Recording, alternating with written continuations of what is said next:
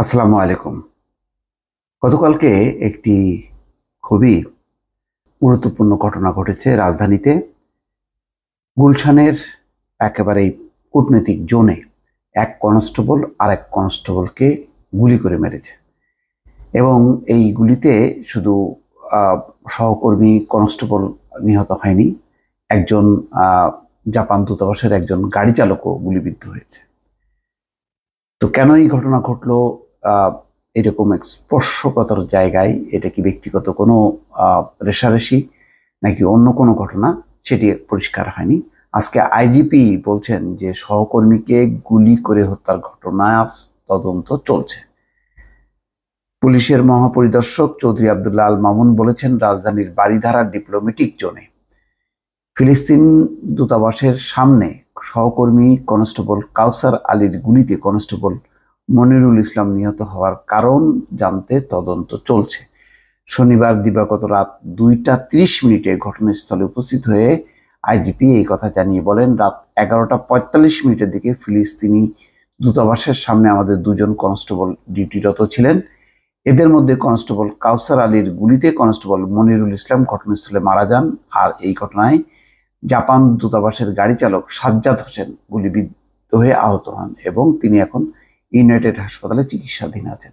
সাজ্জাদ হোসেনের শরীরে 3 রাউন্ড গুলি লাগে। আক্রমণকারী কনস্টেবলকে থানায় নেওয়া হয়েছে, তাকে নিরস্ত্র করা হয়েছে, আমরা তাকে জিজ্ঞাসাবাদ করছি।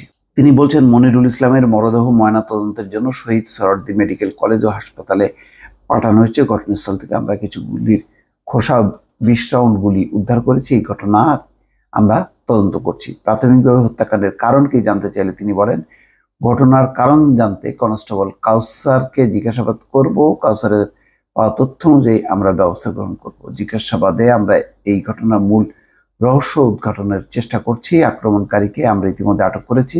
ঘটনার প্রকৃত রহস্য জানা খুব কঠিন হবে না। দূতাবাস এলাকা খুবই সুরক্ষিত। এই ধরনের ঘটনা আইন শৃঙ্খলা দুর্বলতা প্রকাশ পায় কিনা এমন প্রশ্নের জবাবে বলে, ঘটনাস্থলে আমাদের লোক ছিল, ঘটনা যে ঘটিয়েছে সেও আমাদের লোক।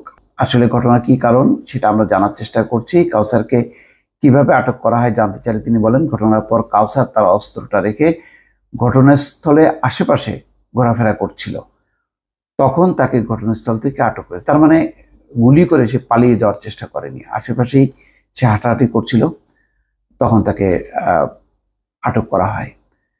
তো জাপান দূতাবাসের গাড়ি চালক কিভাবে গুলিবিদ্ধ হলো এটা জানতে চাইলে পুলিশ প্রধান বলেন, তিনি এই সময় তিনি পথচারী হিসেবে এই সময় গুলিবিদ্ধ হন। ডিপ্লোম্যাটিক এলাকায় একজন কনস্টেবলকে দিনের 16 ঘন্টা ডিউটি করতে হয়। এই ডিউটি করার কারণে কাউসার মানসিকভাবে বিপর্যস্ত ছিল কিনা বলছেন, আমরা সবগুলো বিষয় তদন্ত করব। মানে মোটামুটি বোঝা যাচ্ছে যে এখনো পর্যন্ত ব্যক্তিগত পর্যায়ে হয়তো কোনো কথা কাটাকাটি হতে পারে, এমন কিছু হতে পারে। এর বাইরে কিছু কিনা সেটা বোঝা যাচ্ছে না। তবে যেহেতু গুলশানের এই বারিধারার ডিপ্লোম্যাটিক জোনটা খুব গুরুত্বপূর্ণ, এখানে গোলাগুলি মানেই হচ্ছে কূটনীতিক পাড়ায় এক ধরনের আতঙ্ক তৈরি হয়, ফলে দ্রুত এটির কারণ অনুসন্ধান জরুরি এবং কূটনীতিকরা নিশ্চয়ই এইটি জানতে চাইবে যে কি কারণে এই গোলাগুলি। এটার যদি অন্য কোনো কারণ হয় তাহলে তো নিঃসন্দেহে এটি মানে ঘটনা ভিন্ন খাতে প্রবাহিত হবে এবং এটা অনেকের মধ্যেই তখন উদ্বেগ ছড়াবে।